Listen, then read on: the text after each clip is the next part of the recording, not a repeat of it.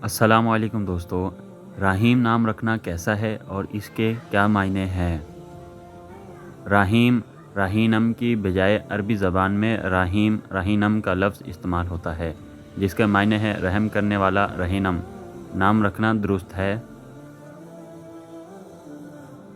अलबत्ता ये अल्लाह ताला के सिफ़ाती नामों में से है, लिहाजा इसमें लफ्ज़ अबद बंदे का इजाफ़ा करें। अब्दुर्रहमान नाम रखना ज़्यादा बेहतर है, फ़क़त वल्लाह ताला आलम।